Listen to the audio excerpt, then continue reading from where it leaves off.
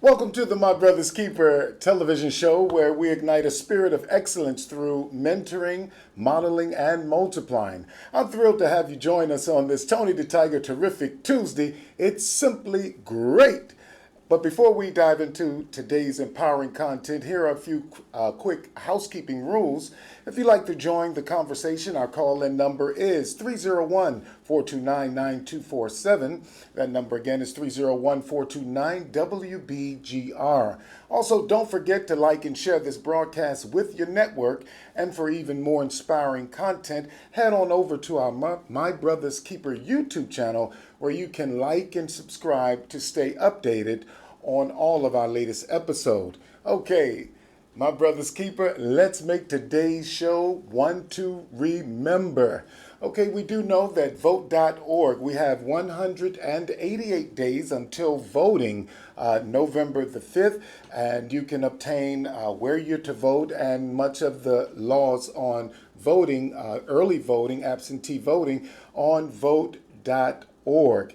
Also, in the upcoming November 5th, 2024 elections, a significant portion of Congress seats will be on the ballot, totaling 468 across both chambers.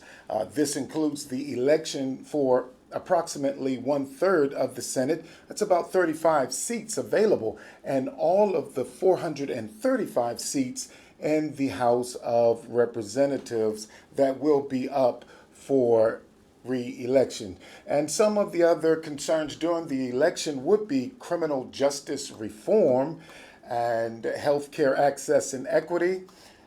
We will also have economic empowerment and job opportunities. Also, education reform, as well as these issues are interconnected and intersect with various aspects of social, economic, and political life in the inner city communities. And by engaging in the electoral process and advocating for their interests, we as African Americans in the inner city can work towards creating a positive change and addressing systemic challenges that impact their lives. All right, can you say hashtag vote.org?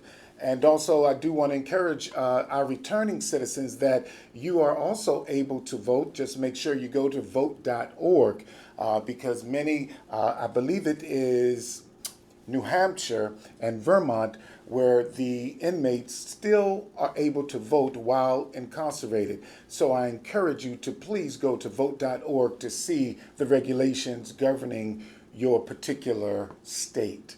Okay, let's get ready for our African American moment that is presented to you by the Angels of Hope, a ministry dedicated to supporting the people, collaborating with community, and cultivating resources. Today we're going to be celebrating the courageous legacy of Ida Wells. Miss Ida B. Wells was born July 16th, 1862, and passed away March 25th of 1931. A pioneering journalist, fearless activist, and tireless advocate for justice. From her birth in Holly Springs, Mississippi, to her untimely passing in Chicago, Illinois, Wells' journey remains a beacon of inspiration for generations to come. She was a journalistic crusader. Ida's pen proved mightier than the sword as she fearlessly exposed the horrors of lynching in the United States through her groundbreaking investigative journalism. Her writings served as a clarion call for accountability and sparked a national conversation on racial violence. And she also was anti-lynching advocate. She was unwavering. She had an unwavering commitment to truth and justice, which propelled her to become a leading voice in the anti-lynching movement. With eloquence and passion, she championed legislative reforms and tirelessly campaigned to end the epidemic of racial violence. She was also a pioneer for equality as a co-founder of the NAACP and one of the first African American women to run for public office. She blazed trails for civil rights and gender equality. Her bold leadership and unyielding determination paved the way for future generations of activists. She was also an educator and orator. Wells' powerful oratory and educational endeavors empowered countless individuals to raise their voices against injustice. Through lectures, speeches, and writings, she inspired audiences to confront prejudice, challenge oppression, and strive for equality. The legacy of leadership, Ida B. Wells' legacy, lives on as an enduring symbol of resilience, courage, and social change. Her relentless pursuit of justice continues to inspire activists worldwide to confront systemic inequities and build a more just and equitable society. So today, as we commemorate her birth and honor her memory, let us recommit ourselves to carrying forward Ida B. Wells' legacy of courage, compassion, and activism. Together, let us stand on her shoulders and continue to journey towards a future where all are truly equal and free. Ladies and gentlemen, Ida B. Wells. If you would like to sponsor an African American moment, please contact us at mybrotherkeepertv@gmail.com or 240-432-5790.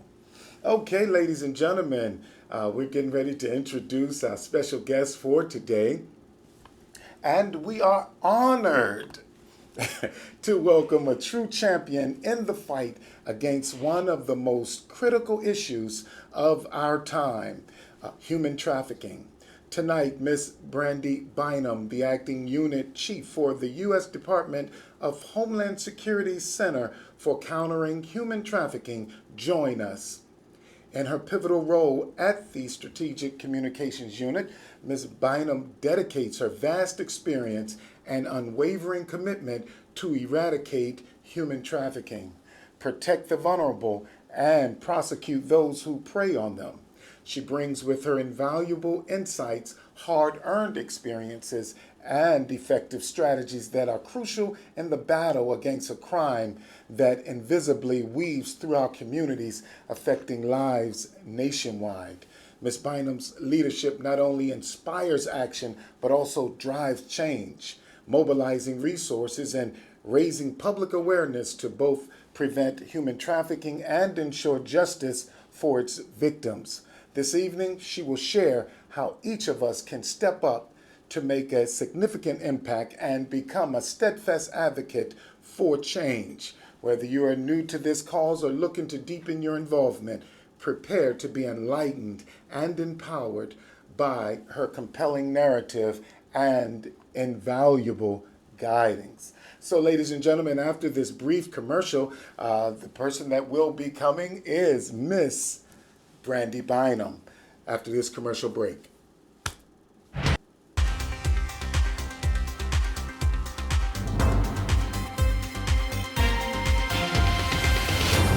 In these difficult times of the spread of the coronavirus, and you're not able to connect with your church congregation, Come on now. WBGR Gospel Network has the perfect Squeeze on in there solution for you. We have the capability to live stream you remotely from any location of your choice.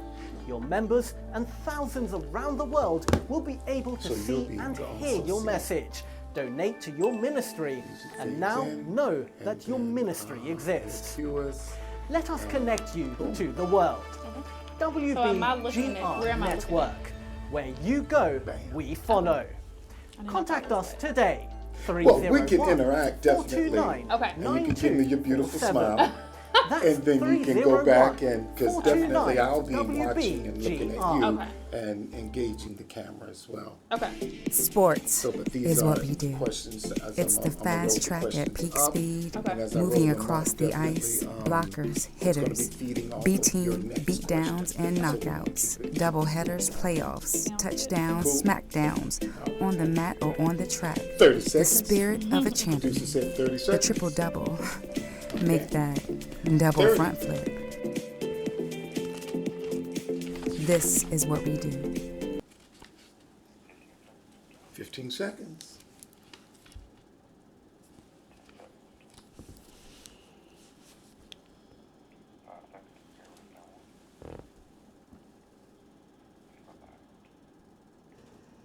Welcome back. Welcome, Miss Brandi Bynum. Thank you so much for joining the show. Thank you so much for having me. Yes.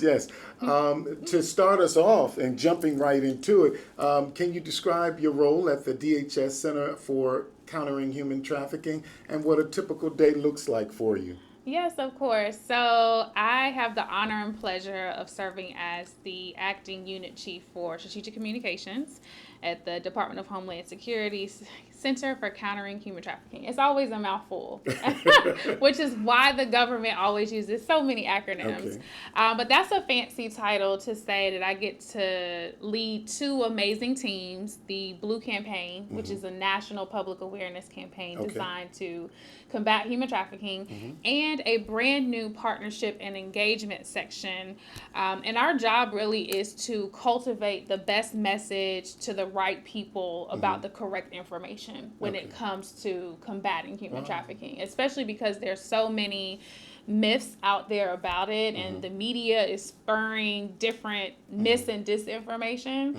So we have that component, which is the external piece, but we also are in charge of cultivating the right message internally to not only the Department of Homeland Security, but also the other 20 or so agencies that have a footprint in combating trafficking. Okay. Yeah. That's pretty interesting. What motivated you to get involved in the fight against human trafficking? Yeah, I actually fell into it, I like to say, because my background is actually in human resources. Okay.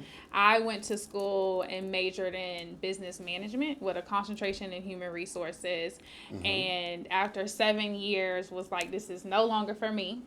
And so I did a detail, which is a benefit of working in the government, where you can go to another agency, another office for a certain amount of time to get new experience. And I applied to this program to work for the Blue Campaign for 6 months, which now has turned into 5 years. Look, something bit you, and that passion came alive. Exactly. Wow. Exactly. Wow. I know that you just came back off of travel, so welcome back. Thank you.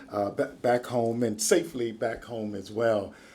Could you share some of the common misconceptions people have about human trafficking? Yeah, absolutely. I would say the biggest one is that it doesn't happen in the United States. It absolutely, human trafficking happens in our communities every single day. It is a global issue that affects over 27 million people worldwide, and it generates over $150 billion per year. It is the highest crime right after drug trafficking. Wow. And so that's the first thing. Two is that a lot of people get human trafficking and human smuggling confused. So the only thing they have in common is the word human. So human trafficking is a crime against a person. So someone is being exploited either for commercial sex or for labor. Human trafficking is a crime against, human smuggling is a crime against the border. And so that involves some sort of transportation aspect. Smuggling is also voluntary. So typically, for example, we always say Mexico, but let's use Canada. If somebody was living in Canada and they wanted to get into the United States outside of the proper mechanisms, then they could pay a smuggler to get them across the border, which is voluntary, where human trafficking is not voluntary. And also that it only happens, to young white women and getting sold to white men. Not true. It's happening to people of color, to marginalized communities, and traffickers are seeking out victims that are showcasing certain vulnerabilities. I've seen, not to cut you off, but I've seen more and more African Americans just pop up missing. I believe a portion of Maryland where you've had like about several young girls missing, and then in Washington D.C. area, young ladies going missing as well.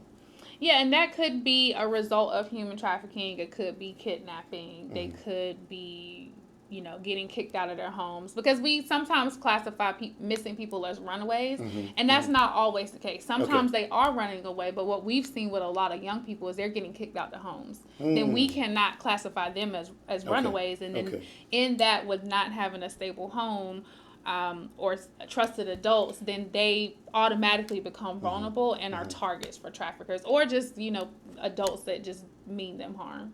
Okay. Wow.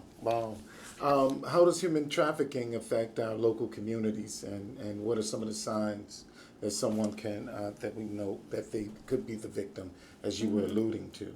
Yeah, so that goes back to those vulnerabilities. So what we've seen on the investigative side, and what we are teaching when we're going across the country and now, internationally, is that the vulnerability. So people who are facing homelessness, people who don't have their basic needs met, meaning like food, shelter, medical care. Something we don't always talk about is disasters, natural disasters, right? Okay. So if you get displaced from your home, right, then that's missing a need. So we've had traffickers, if there's a hurricane or a lot of rain, then they're going around saying, do you need this? Do you need that? And so there's different marginalized groups as well. Isn't young people, that something? right? Wow, I didn't even think of that. Wow, how when the disaster hit, they just you immediately become vulnerable. Yes, and that's breeding grounds for traffickers. Wow, and they just come right in. Oh, do you need some help? And person needs help, vulnerable. Then they want that help, and then they can be possibly kidnapped to be trafficked. Exactly. Yep. Wow. Then you have young people who are just vulnerable because they're young and their brains aren't fully developed, and so they may be looking for love. People with low self-esteem, people who don't have a stable network of friends or families. So yeah, we see it in different ways. Another form of trafficking that we don't talk about is familiar trafficking. And so we have family members who are trafficking people in their family. So we've seen husbands traffic their wives to pay the rent. Wow. To pay the mortgage. We've seen parents traffic their children. So let me understand this. Okay, trafficking just doesn't mean like out the country, or like say out the state. It could be within a community. That's correct. Oh wow. Yeah. We've seen parents traffic their children. Maybe they have an addiction to drugs. So to get their next fix, that we've seen, parents traffic their children or traffic their children to pay the rent. We got to keep a roof over our head. So we've seen, parents traffic their children to the landlord in exchange for a place to stay. We've seen children born into trafficking situations. So trafficking looks different, right, depending on the country. We also have another part of trafficking, which is labor trafficking, which we don't talk about, but is more prevalent than sex trafficking. Sex trafficking is just easier to spot, right? Because if I see someone, we're talking about indicators. If I see someone that, has really short shorts on and a tank top and it's winter, then that's something's off there, right? It's 1 o'clock at night and. Exactly. Like, and you're 12. Why are you not at home? So that's easier to see. But I'm from North Carolina, and 95 is a major highway into D.C., Maryland, Virginia, up and down the East Coast corridor. I could be driving through North Carolina and see fields, agriculture, see people working. How do I know that they're there on their own free will? How do I know that they're getting compensated fairly? Wow. So that's a piece of labor trafficking that we don't talk about as much because it's harder to spot, but it is more prevalent, especially in rural areas.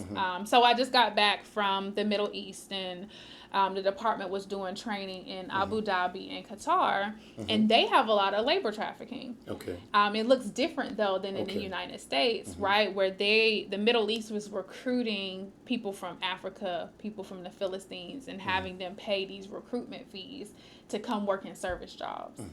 And then not paying them fair wages, having them live on compounds with unfair living conditions, right? So it's labor trafficking, but it may look a little bit different than people that's getting trafficked here. You can also see labor trafficking in construction, at restaurants, in massage parlors. Yes. So it looks different depending on where you are. I was getting ready to say the nail salons. I think I was reading something, and it said that if you go into the nail salon and you see a camera that's that's directed down on the worker. Oftentimes it is, that type of trafficking, because they're watching them, and it's like, and you go in and you see cameras lined up looking down at the worker. It could be an indicator, but it also could be security, right? A better indicator, though, could be seeing suitcases in the back. Like, are you living here? Why would there be suitcases at a nail shop, right? If there's no living, proper living arrangements attached to the nail shop, right? That would, as a consumer, that would be an indicator for me on the other side if I'm teaching somebody the indicators at a restaurant as well. Maybe they have to work 18, 20 hours a day, which goes against our labor laws, right? Do they look disheveled? Do they look malnourished? Do they show various signs of bruising? So those are like some physical indicators. If people that may be getting trafficked, right? So if I'm close to somebody, do they have a drastic change in behavior? Are they losing weight? Where they once have a bubbly personality and then now they're more closed off? Wow. Yeah. Wow. You hit me with these so scenarios. No, it's like bam, bam. Even to the point of knowing someone, and they could be trafficked right under your nose and you not know. Yep. Wow. Happens all the time.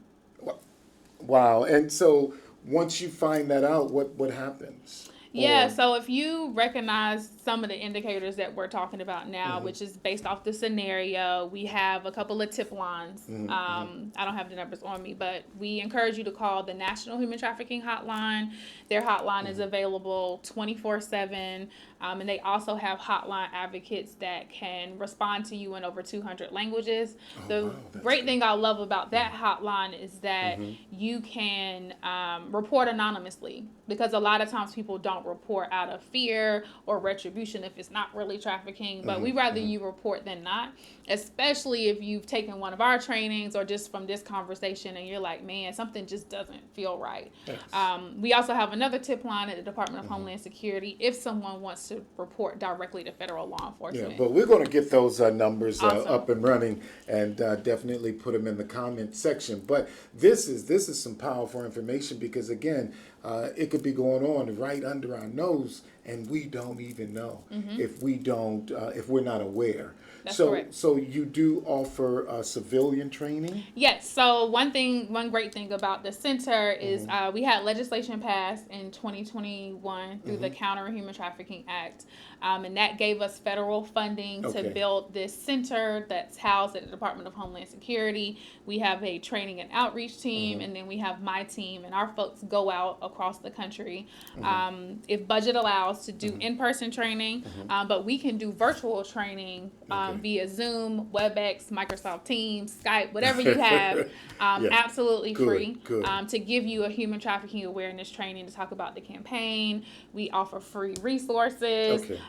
We'll get somebody out to come to your place of worship, to your non-governmental organization, your nonprofit, your community. That's awesome. And all of it's free. Yeah, and that's the good thing. So as you talk about the different types of trafficking, so what would be the difference between, say, prostitution and, say, trafficking? Yeah, so human trafficking by federal law involves force, fraud, or coercion. One of those three elements has to be present for it to be considered trafficking, unless someone who is under 18 involved in a commercial sex act. Someone under 18 can't consent. So that's why force, fraud, or coercion are not needed. And so that's when someone is compelling another person into a commercial sex act or a labor act. Prostitution is illegal, but prostitution typically is done with sex workers, so they're doing it on their own free will. Can someone that is involved in prostitution turn into a trafficking situation? Absolutely, because it could be I'm doing X, Y, and Z, and then now I'm in a situation where I'm being forced, frauded, or coerced into doing something else. Then it turns into trafficking. But that's the biggest difference between human trafficking and prostitution. Wow. What are the biggest challenges your team face in combating human trafficking? just the awareness piece, right? Because we're also battling, the media. So there's been some movies that have came out. We used to use the movie Taken with Liam Neeson. Have you seen that? Yeah, so that movie. Which one? 1, 2, 3, 4? Let's stick with the first one. Okay. And it depicted a white man with a white daughter, and she got sold to overseas. And then Liam Neeson went into action, and he said, I have a special set of skills. And so everybody thought that human trafficking was young white women getting taken internationally to be sold. Okay. And so it pulled the light off of that it could happen right next door. You know what I'm saying? And you miss the signs because you think that it looks one way. So the misconceptions and then the mis and disinformation that's out there, right? And then like I mentioned, most of the time when people think about human trafficking, I hear it all the time. They use human trafficking interchangeably with just sex trafficking. Okay. When now we know, right, from our short chat here that labor trafficking is actually more prevalent, and not just in the U.S., but worldwide. Yeah. That's amazing. As you mentioned, Liam Neeson? One of those. Yeah, one of those. Liam Neeson. And but to go real life, there was a young lady, Elizabeth Smart, I believe was her name, in I think it was like Oregon or one of those states, and she was taken, but it's like she was only blocks from her home. So Right. do you see that happening? Absolutely. And sometimes even in today's world, as we've moved through the pandemic, we've seen people get trafficked and never have to leave home. Right? So one of the tactics that traffickers are using is sliding in the DM. So that's why we say when we talk about protective factors is don't just be accepting anybody's friend request. Keep your profiles private. Don't chat with people that you haven't met in real life, because I don't know who's on the other side of that chat. And we've seen a lot of young people and adults get into these situations. They've divulged who they are, what they like, what they don't like, they're happy, sad, and the trafficker is just taking notes, right? And then now you in love. And you in love, what's happening next? I'm doing X, Y, and Z. Yeah. Well, I love him. I love her, right? Because women can be traffickers as well. Men and boys can be trafficked. And so then you're in this situation that you never thought that you could be in. Wow. It's wow. It's because it takes on a mind of its own when you start talking about sliding in the DM because and not knowing, just like how about being financially trafficked because you're extorting money from someone. Right. So it just takes on this never ending. It's like this rabbit hole. Right. Exactly. When we talk about men and boys, we've seen traffickers traffic young men through the gaming. Because I'm not an avid gamer, but I know that with certain games, you need money to get tokens, to get the new outfit, to get the new armor, whatever it is. So we've seen, had cases where they've trafficked them there and said, well, I'll give you this if you send me a picture. And can you take a little off? Can you take that shirt off? Or this, and posing to be a classmate. Never met the classmate, but posing to be the classmate. Wow. And then now the coercion comes off of like, well, I'm going to send this picture to your parents. Or I'm going to send it to your school if you don't do this. Right? And Pushing the envelope more and more and more. Correct. Oh wow, this is very interesting. But I guess the one thing that we can do is to arm ourselves with the knowledge so that we can prevent it. That's correct. So are you able to get into the school systems to educate the young people to let them know to really be careful?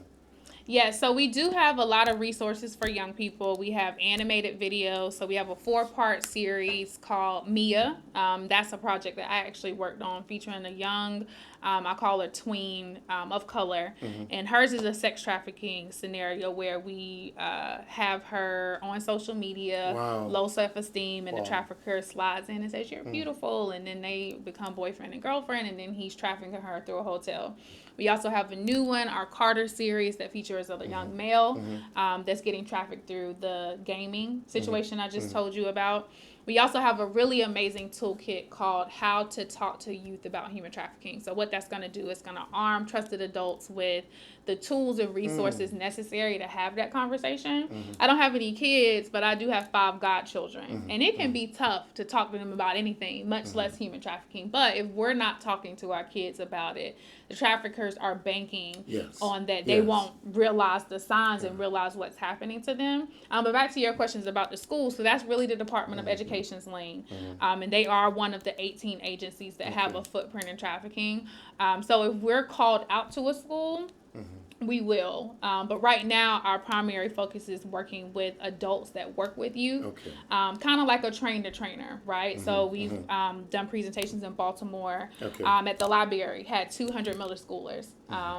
We've had Dunbar High School in D.C. So we do have done work in schools, but it's no curriculum because the curriculum has to come from the Department of Education. But we do have resources to equip parents and teachers and adults, coaches with. I think this should be one that a curriculum should be like readily available, and it should be developed so that we can get ahead of it instead of being reactive. We should be proactive so that in the event our young people are confronted with this madness, they know how to handle it. Yeah, I think it's on their radar. It's on their radar. Yes. Okay. Yeah. Can you highlight any recent successes or breakthroughs in your work?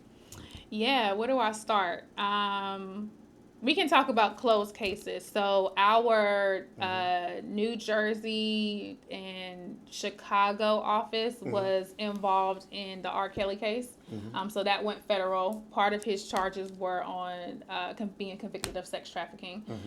So that's just an example of having to prove the force, fraud, or coercion. We've also done a lot of great work with sending out free resources, right?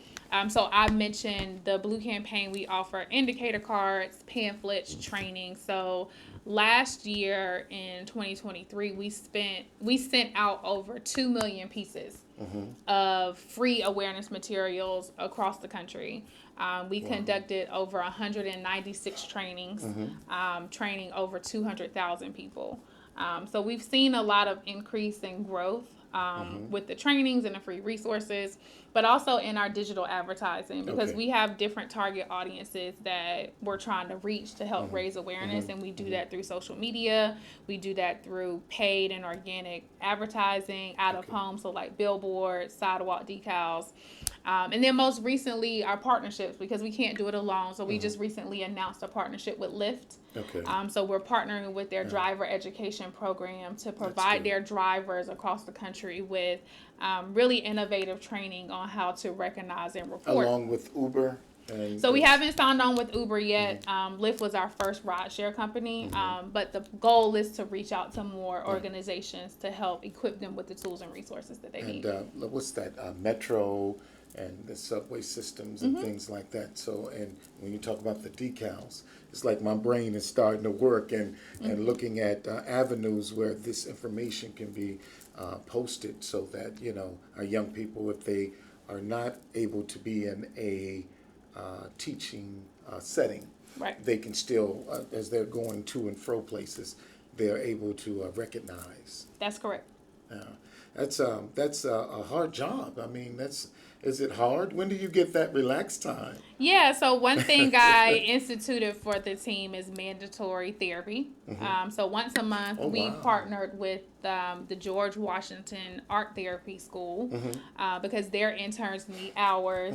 So it was like a beneficial partnership, right?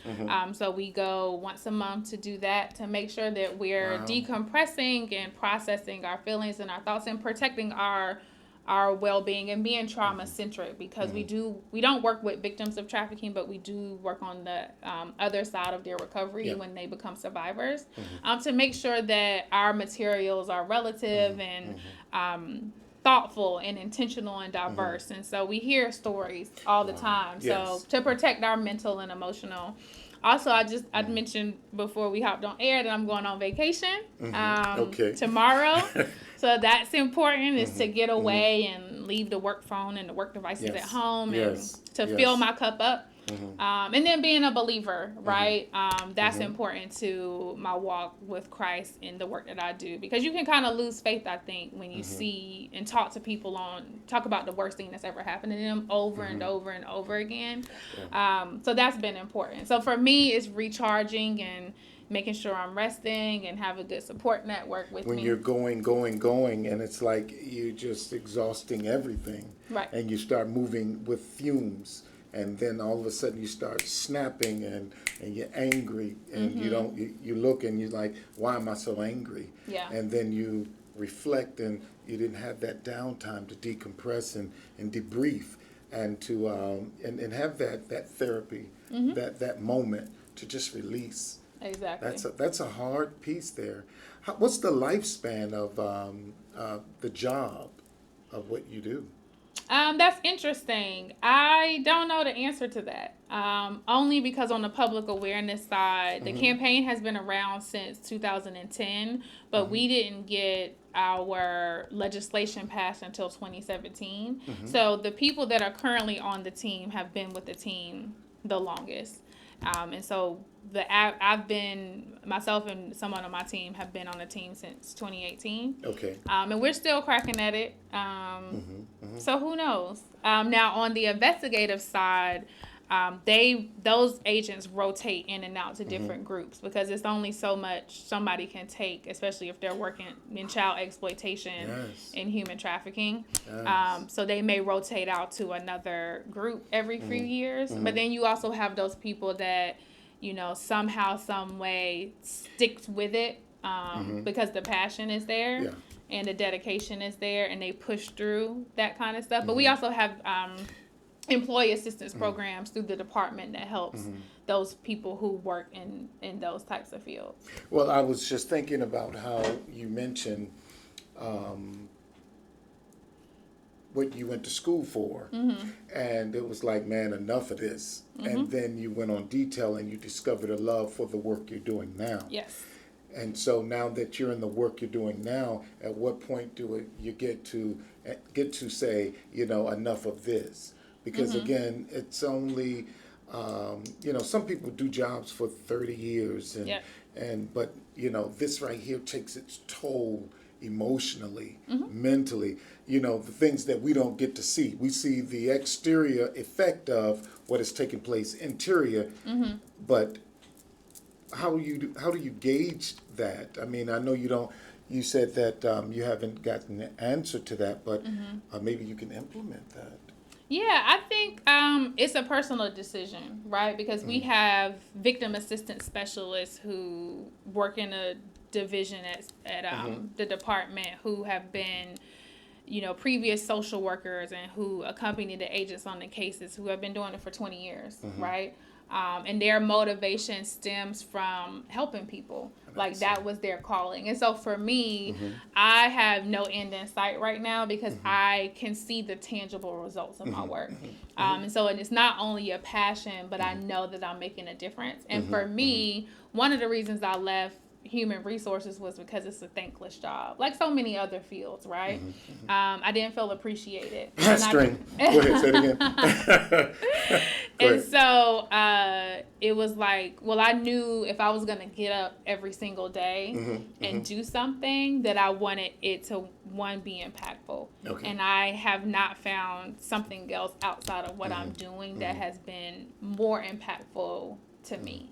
And rewarding. Yeah, exactly. It's like, wow, and you're waking up.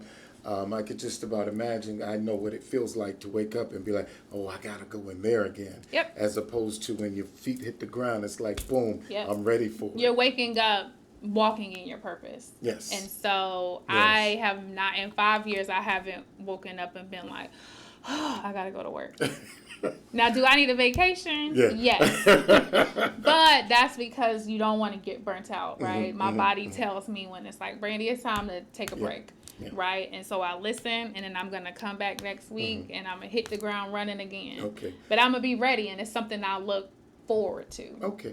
Now, is there a place where, the government normally have stay-in-school programs, but do you guys have interns to where you can allow young people to come in, get a feel for it, to see if in fact that's what they would like to choose to do? Yes, so that's actually something I have the pleasure of implementing this year because Okay. we're a new center. So I got my start in the government through an internship program. So Okay. I'm a big advocate for interns because I think the right internship and a fruitful internship can change the trajectory of somebody's idea of what they want to do. Okay. Okay. So yeah, I'm gonna bring on our first full-time intern. Okay. Well, at least for 10 weeks, May 28th. Okay. Good job. Good shot. Because again, that person will know if this is for them or if it's not for them, and it's like, nah, let me back up off of that. That's too heavy for me. Exactly. And you get that. And you don't know until you do it. So. Yeah, absolutely. Yeah. How does the DHS work with other national and international agencies to tackle human trafficking? Yeah, so one thing is through training. So that's part of my team as the strategic communication. So I just mentioned we did a Middle East tour for the last 10 days. And so we're working with international delegations to provide them trainings. Sometimes the request will come through the embassy. Okay. So Homeland Security Investigations, they have a attaché and maybe an assistant attaché at all of the embassies across the world. So they will partner with us to bring us out to do the training similar to what we just did. The Department of State has a international visitor leadership program where they will bring delegations to the U.S. for 10 days. And so during their 10 days, they spend a couple days on the East Coast, sometimes in the Midwest, and then on the West Coast. We'll meet with them during that time at our offices to talk about human trafficking. And then we also partner with organizations within the U.S. to help raise awareness. When you partner, as you're partnering with the different agencies and you go abroad internationally, how hard is it to interact knowing you have different laws you have to abide by? Yeah, so a good example is the laws in Qatar, Abu Dhabi, and Dubai, where we were this past week, are different than here. So what we'll do is the team that's going over, we'll talk with our attaché's office to see what the current climate is in that country. And then we'll also do our own research. And so we'll weave it in throughout the training and say, well, here in the U.S., this is how we prosecute. We understand that you do it this way. But the goal there, even when we are different in our laws and regulations, is to talk about best practices, right? Especially when we have things in common on how we're interviewing a victim, how we're tackling, prosecuting a case, how we adopting this victim-centered and trauma-informed approach. Yeah, because a lot of where you were, Qatar and a lot of those places, they have a strict policy on, certain things. And it's like they don't have to worry about certain crimes, because again,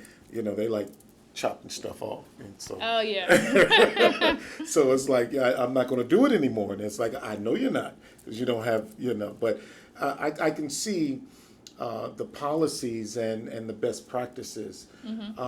So the language barrier. So yeah, where we just went, their first language was Arabic, so we had translators, and so I'll wear a little earpiece, similar to how I do at church with the inner earpiece, and so I can, when they're answering questions, they translate it in English for me to hear. Okay. It's a little different presentation-wise. I can't talk as fast as I am. There's a certain cadence so that it gives the translators time to repeat to them what I'm saying.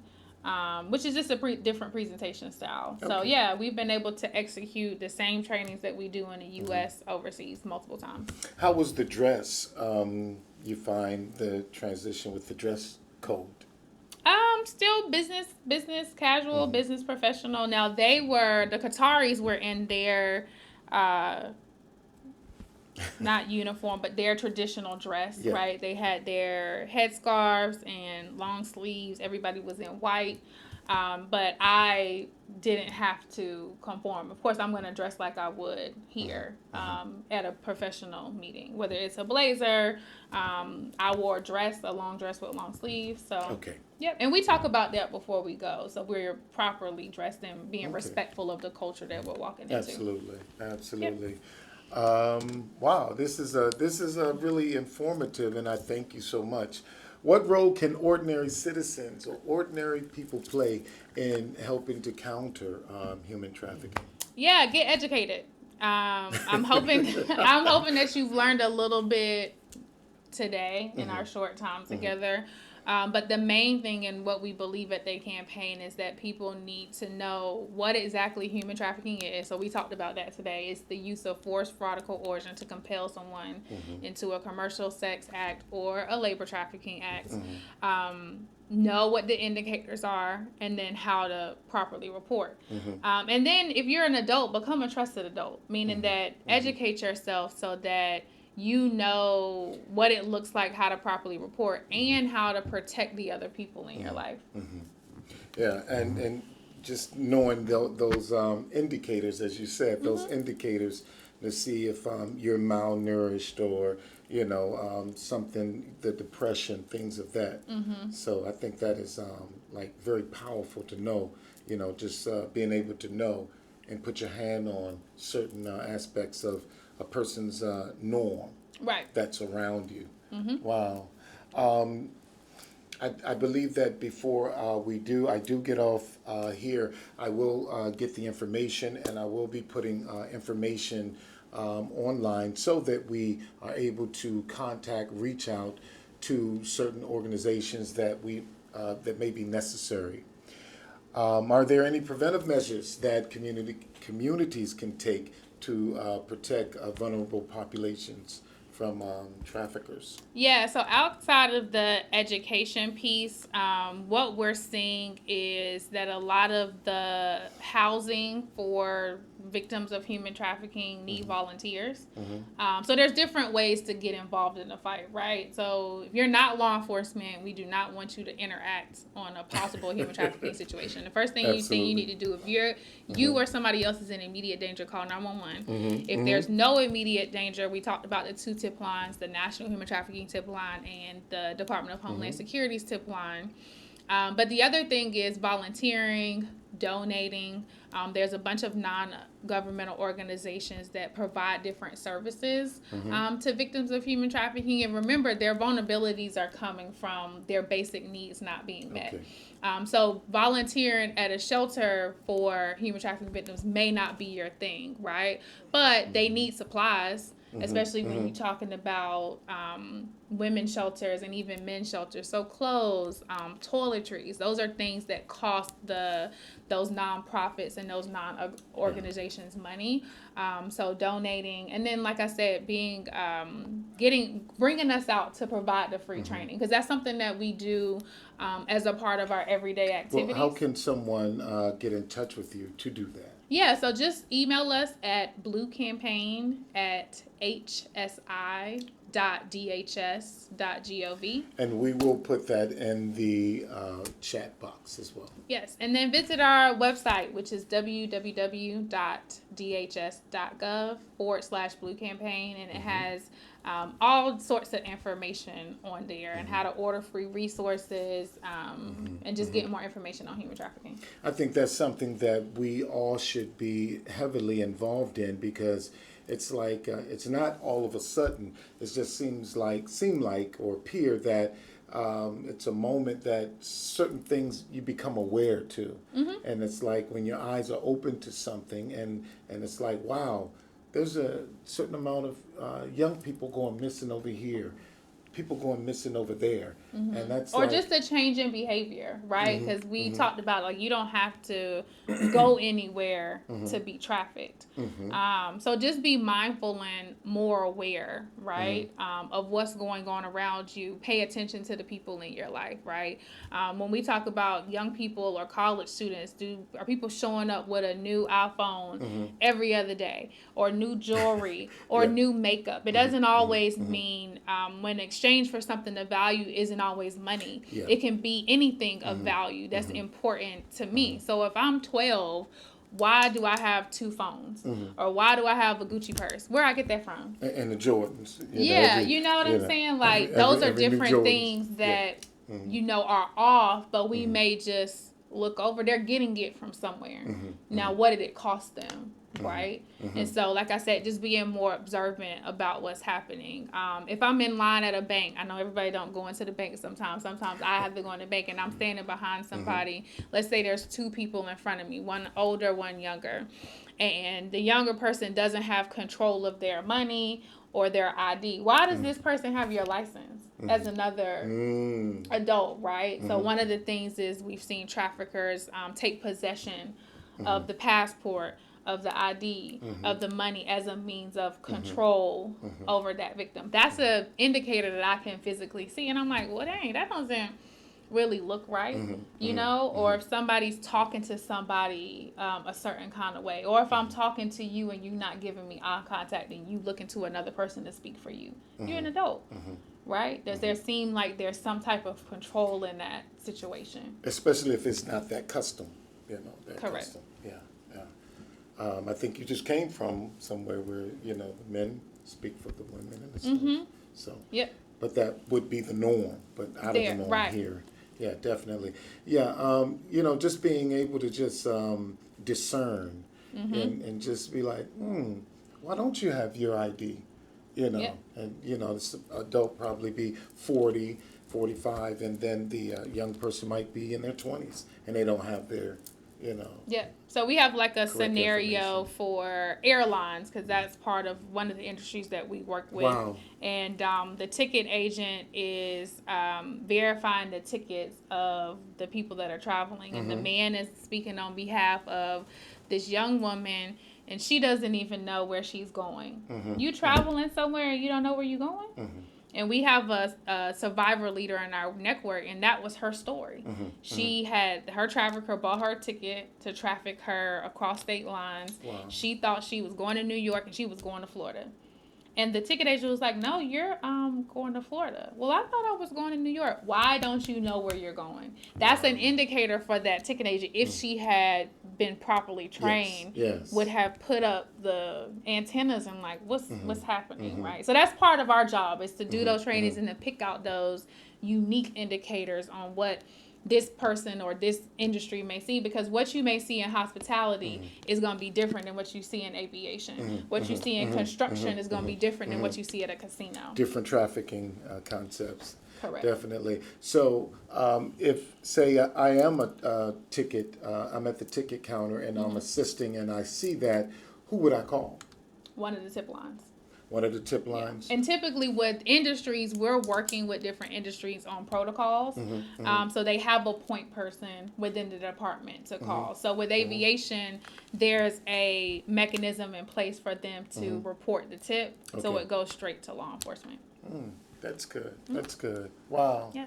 So, but just to really just get involved, but we're going to put the information in the chat box and the comment section so that we can get involved and get this training, because again, it's free. It's just a matter of getting together and having them come out to share the information with us. How do you see the future of human trafficking prevention evolving over the next few years? Yeah, I think it's staying up with the times on the products that we're creating, building the partnerships, and getting the awareness, because the traffickers are smart. That is, in the 5 years I've been in this work, that's what I've realized. And so when COVID came, they changed their tactics, right? They weren't picking up people at malls and picking up people at the bus stop or wherever they were recruiting them from, because nobody was outside. So now I got to change my tactics. And where were people? People were spending way more time on social media. So then we had to change our trainings and figure out what language they were using, what emojis they were using, right? Because we always say that human trafficking is a crime that's hidden in plain sight. So it's right in front of you, but if you don't know the indicators, then you don't know. And so it was us figuring out what type of grooming techniques they were using so we could incorporate that in our training. So the big thing is staying up with the times, up with the technology, and making sure that we're working in that prevention arena as things continue to evolve and change. Knowing the language, staying on point with that language. And even with one of the young ladies that shared her story that said that that was what happened to her, how she was trafficked. Correct. So you have people who have been trafficked that's a part of the team. Right, so we have I'm proud to say that we have a network of over 70 survivor lived experience experts that we consult with every year in different projects to consult on what the campaign is doing. That's good. That's to me, that's by far, because again, someone who has experienced and able to speak to it, real live, and they're able to, boom, put you right there in that space. Correct. And so even as their tactics evolve, you're right there to cut it off and keep it moving. This is so powerful to even be able to sit and talk about this, because again, it's hidden in plain sight. And although it is hidden in plain sight, we see it, but we don't even talk about it. Yep. Just because we don't think we know people who have been trafficked, so it's like we don't even speak about it. Right, or you may be getting it confused with different crimes, right? So we have a portfolio that trains law enforcement, because even law enforcement on the scene of a crime or an incident, it may look like domestic violence. It may look like prostitution, but that victim didn't choose to be there. They were being forced to be there, right? And so part of the job is, assessing the scene and deploying that victim-centered approach. Because to get a human trafficking case prosecuted takes several years. And the main thing that we need is that victim to testify against the trafficker. But they're under so much coercion that, their life has been threatened, their loved ones have been threatened, they may be brainwashed. So it takes a lot of time, and it's a very, very delicate situation on all fronts. So before we wrap this up, because I can talk all day about this. Before we wrap this up, but is there a process that once the person or the individual comes out of that trafficking space, is it something that they go through a deprogramming to get them back acclimated to their life, or I think the healing journey is constant, right? Even the consultants that we work with, right? Even if they're 3 years out of their trafficking situation, 4, 5, 6, right? Even some of them have started their own non-governmental organization or nonprofit to help other young men and young women in the space. I think it's just about being conscious and sensitive to their situation. And putting their needs first. Yes. But the immediate need is getting them out of the situation and then meeting their basic needs. So shelter, food, water, medical care.